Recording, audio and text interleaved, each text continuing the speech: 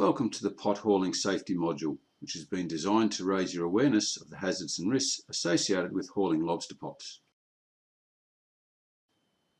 When hauling a lobster pot, there are a number of hazards and risks that you need to be aware of, some of which can result in significant injury and hamper your ability to work. These include clothing, apron strings, long hair, fingers or hands getting caught up in the pot hauler, injury as a result of recreational fishing gear entanglements, and contact with hazardous animals in the pot. It also includes entanglement in pot ropes, being struck by a pot during hauling, and being dragged overboard. Before hauling commences, it is important to wear appropriate PPE, including rubber boots, apron, and heavy gloves. It is also important to consider wearing a hat and taking other precautions against sun exposure to protect against sunburn and skin cancer. Finally, it is important to ensure that all crew in the vicinity are aware that hauling is about to begin, so that they can take precautions and avoid possible injury. The first step in hauling a pot is to use a grapnel to hook the rope attached to the pot. Usually some of this rope is floating on the surface, with one or more small floats attached. Before throwing the grapnel, it is important to check that no one is standing on or too close to the rope, or in a rope bight, that other crew are standing clear and cannot be struck by the grapnel, and that you have sufficient space to throw the grapnel.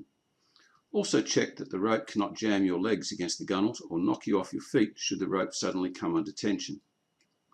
When pulling the grapnel on board, take care to haul the rope using steady pressure.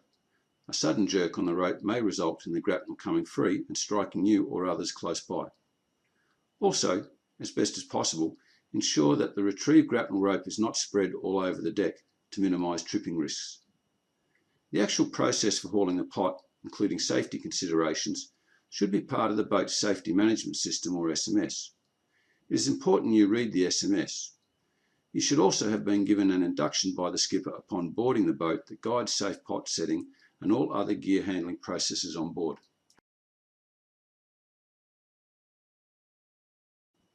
When sufficient rope has been pulled on board, the grapnel can be released and the rope attached to the pot wrapped around the rope hauler. The first few metres of rope and the floats will be placed on the deck beside the winch. The winch can now be turned on, slowly at first before engaging full speed. The winch should always be off before the rope is wrapped around the hauler. Winch controls must be clearly marked, indicating up and down or on or off. Care is required to ensure that no loose clothing, apron ties, long hair, fingers or hands can get caught in the winch. It is advisable to check the winch head does not have knives, gauges or other items on top which could fly off when the winch is turned on. Items on deck such as rope baskets, pots, etc. should be moved away to allow clear and safe access to the winch. It is essential that other crew members do not stand in the snapback zone of the winch. If the pot is snagged, sudden tension in the rope may cause it to be spat out of the winch head, striking the crew member and causing injury. Similarly, if the winchman is errant in landing the pot can fly over the gunnel and strike the crewman. An eye should also be kept on the rope as it is being hauled and that the rope stripper is working, ensuring the rope is coiled on deck. Take care to ensure that knots or tangles do not result in the rope becoming disengaged or jamming in the winch, and be prepared to turn off the winch if necessary. Also be alert for recreational fishing gear, including hooks, lures and sinkers that may be fouled on the ropes. This gear can whiplash aboard at high speed and cause serious injury.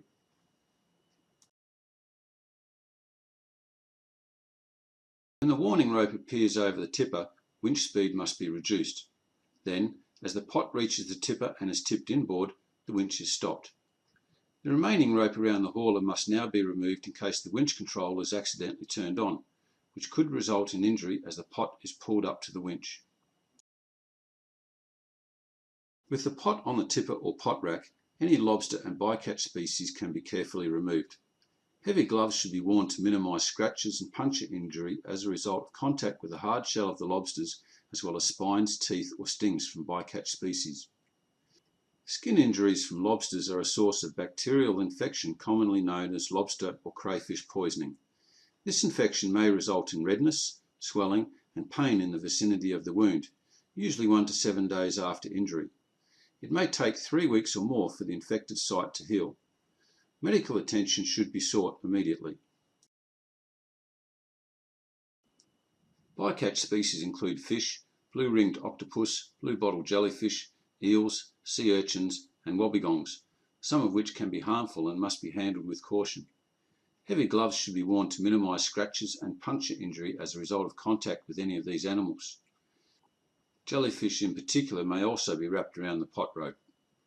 If stung, bitten or spiked by any animal, it is important to notify the skipper immediately to seek first aid. First aid procedures are also included in the boat's SMS and are described in the Hazardous Animals module. Brilliant! You have now completed the pot hauling safety module. Now let's review the material that we covered.